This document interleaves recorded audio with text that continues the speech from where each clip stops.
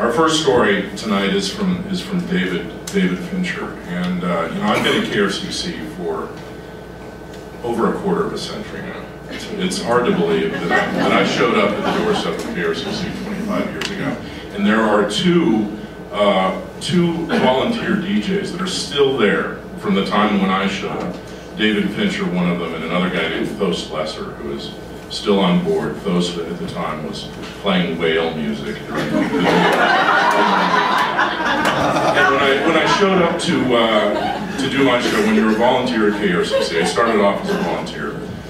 When you start off as a volunteer, you start on the lowest rung, and you have to show up in the middle of the night and you know, play music for no one. You're just there for yourself.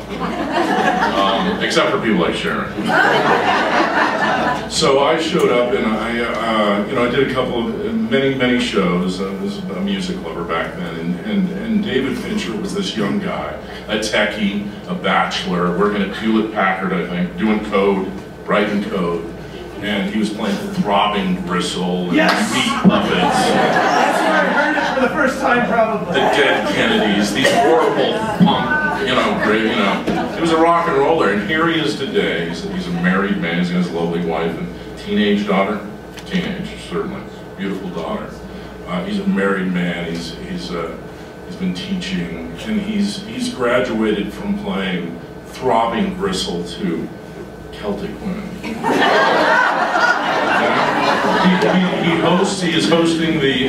on the air every Sunday evening doing the Celtic show, and that's what happens. That's what happens over the course of a quarter century. You marry, start a family, and you mellow out. So David's going to tell you a story about his over 25 years of volunteering.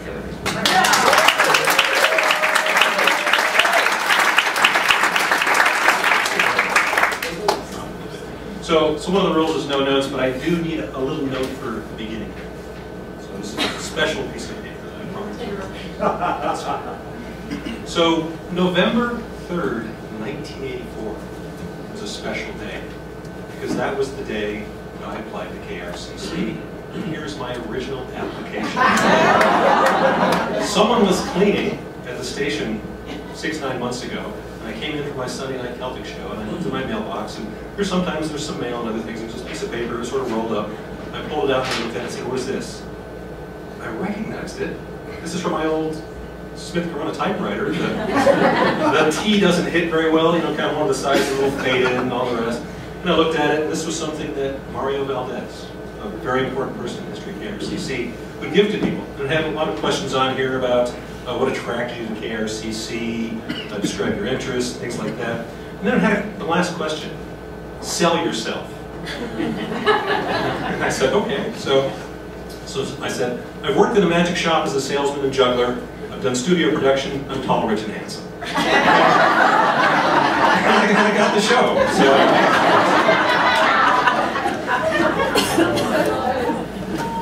So 27 years ago, I started at KRCC. It's hard to imagine over the years how many shows I've done, how many membership drives. It's probably like 50. So it's a lot of membership drives, a lot of shows. Jeff exaggerated a little bit. You know, when I first started, I was doing Freeform. I did Freeform in the mornings for quite some time, and I've since been replaced by Vicky. We'll be talking later. But I also did a late night rock and roll show, so I was kind of split a little bit, kind of had two halves of the brain. And I did that for years, and I really liked the diversity. So one of the things that brought me to KRCC was all the music that was there. And so let me talk about how I ended up at KRCC, because it's a great story. So I'm going to tell you a story tonight about ladybugs. I'm going to talk about KRCC. I'm going to talk about my life in radio in 27 years of radio. So 1984, summer of 1984, I was a young guy. I still have all my hair though, so I'm still pretty young. I showed up to work at Hewlett-Packard out on Gardner Lee Oz Road, and I said, wow, this is it was a high-tech job, and I was excited, making a lot of new friends. But after 4 months, I found myself knocking on the door at KRCC saying, I want to be on radio. I want to be on the radio. Now, many of you, the audience, you guys all want to be on radio too, right? It's a lot of fun. So you say, why would someone want to be on radio? Well, it's a long story. Now, I could give you the short story and say, I have a passion for music, or I meet a lot of cool people, or I could say, hi, my name is David, I have a problem. It involves radio. So there are lots of reasons why I'm there, but I'm going to give you the long version of the story. And through this story, it's kind of the story of my life, kind of the story of KRCC along the way, and where the heck 27 years goes. That's the part that's kind of surprising. So it's nice that they have lights tonight, because it's just like being in the studio, because I'm in the studio at night and I don't see anybody, so it's just like that. So there I was, 8 years old. I was growing up in Michigan, outside of Detroit.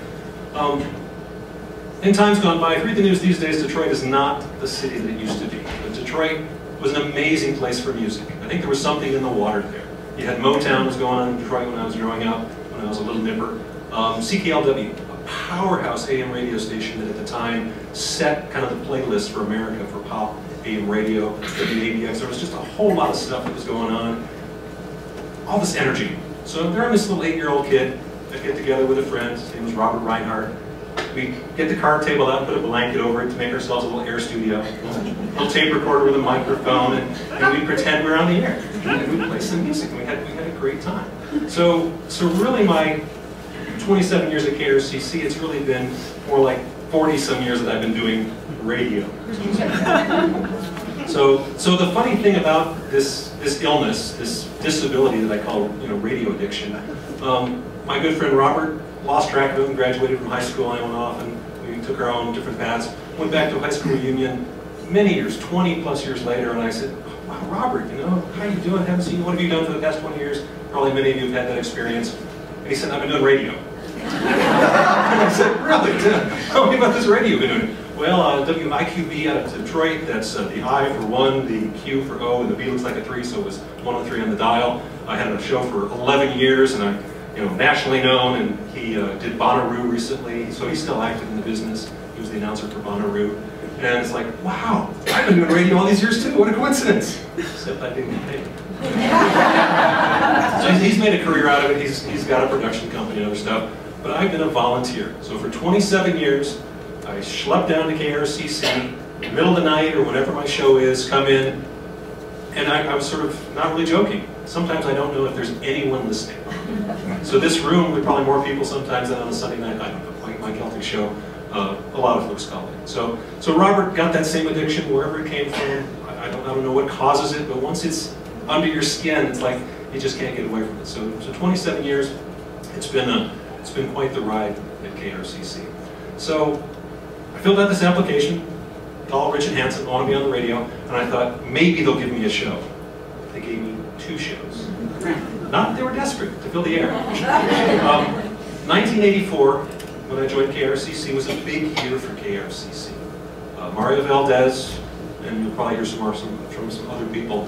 Mario, the station had moved off the campus into this little teeny, dingy old hairdresser studio. It had been remodeled a little bit. That happened in 1984.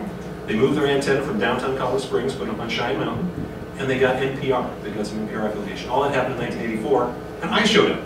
So that was the other big thing for KRCC. So that little building had a couple desks up at the front. There was a little window where a little bit of light came in, and Lynn Akers, Lenny Mazzell, a number of people, if you know some of those names, some of the early people there those days, they were almost sitting on top of each other. It was crowded.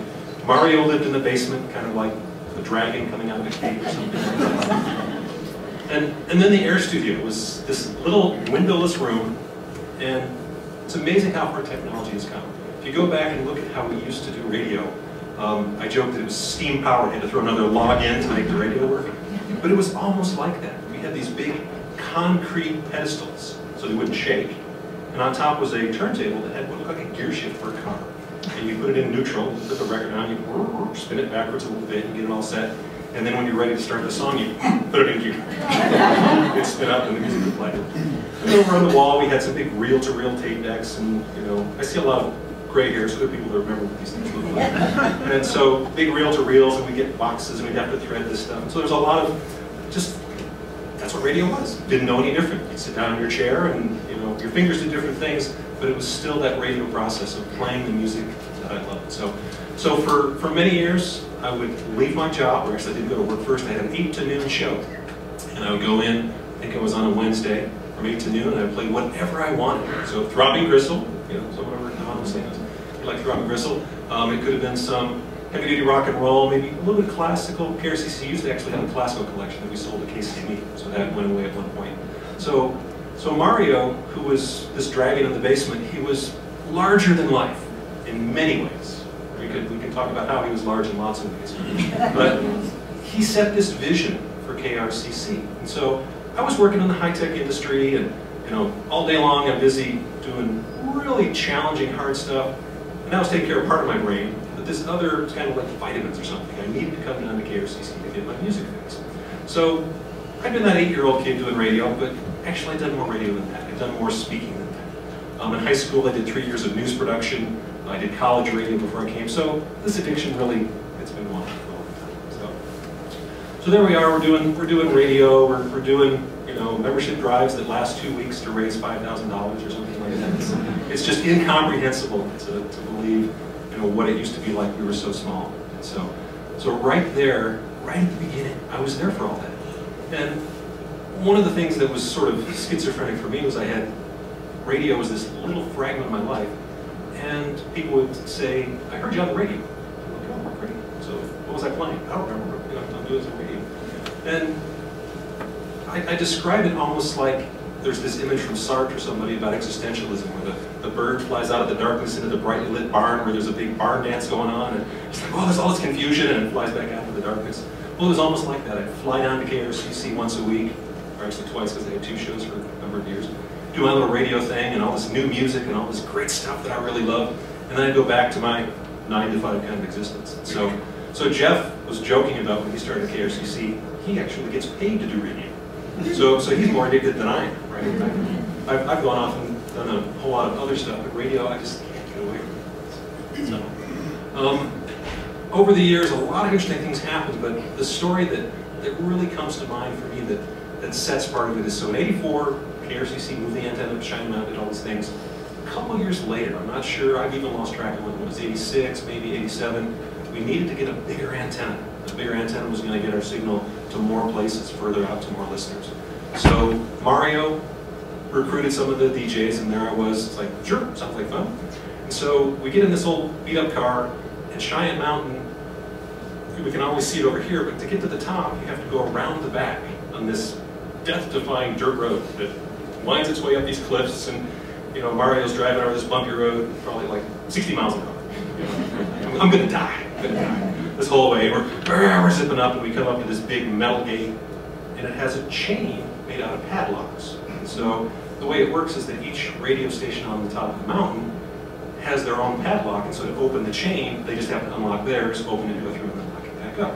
So we go through this, you know, it's all forested, and there's this big drop off and all the rest. You come across the top of the hill, and there's this beautiful meadow. So it's just this contrast. I'm sort of so tense from the ride with Mario driving. And we come out into this beautiful meadow, and it's grassy, and you can see Colorado Springs in the distance, and there's this field of antennas that are all sort of reaching up towards the sky. And we go over, he drives over across the grass because there's really no road, and he pulls up next to this little building. It's like an outhouse. Not real big, it's real small. It's like, that's it. You know, our antenna that has 20,000 watts or whatever, it's there. And Dan Ringme, the engineer, he's come with us. He actually drove up ahead of that. And so our job is to put up a new antenna. So there's a big metal tower, and it's just manual labor. Turns out I thought it would be interesting electronically or something. It's like, you just want me to pull on this big rope. So turns out radio, when you see how it's the wires and all the rest, it's actually kind of interesting. It looks like a big dryer hose from your house, and inside's a big piece of metal, which is the wire to hook up to the antenna. So we're pulling on a pulley and pulling this up and putting a new antenna and doing all the rest. And it takes some hours. I can't remember how long it took. And then we needed to go to the bathroom. Oh, we're just outside, no problem. And Mario says, oh no, we'll go over to Kilo. And Kilo has this building that is luxurious and has restrooms and, you know, it may have a Starbucks or something. This is back in the 80s, so it probably didn't have a Starbucks. But so, you know, the contrast, public radio, our little thing the size of an outhouse with a rope to pull up the cable, and here they have this huge building with giant antennas with, you know, 100 times our power. You know, they reach a huge audience. So we go in, and I gladly use their restroom, and I say thank you. And they give us a little tour, and there's just this room full of pipes and wires and huge stuff. And so I'm like, wow, that's what I thought I was going to see for KRCC.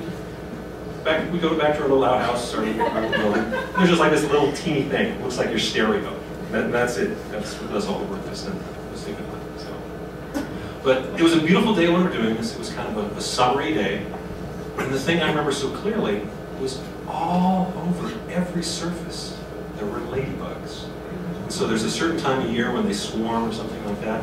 So as I'm pulling up this antenna and doing things, I'm trying not to kill the ladybugs. I'm trying not to step on the ladybugs. And they're just everywhere. So it's a beautiful day. I can see Colorado Springs, ladybugs everywhere. So that image, there are images in your life that are kind of etched. So that day was one of those perfect days that you just file away in your memory and say, wow, that was great. So that's the story about the ladybugs.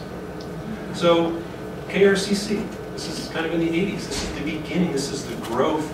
We've added a lot of things over the years, translators, more listeners, spreading further and further and further.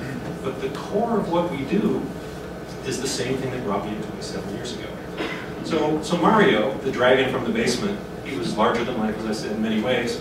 Well, he was kind of the soul of KRCC. So Delaney, who's not here tonight, I don't think he's up there anywhere.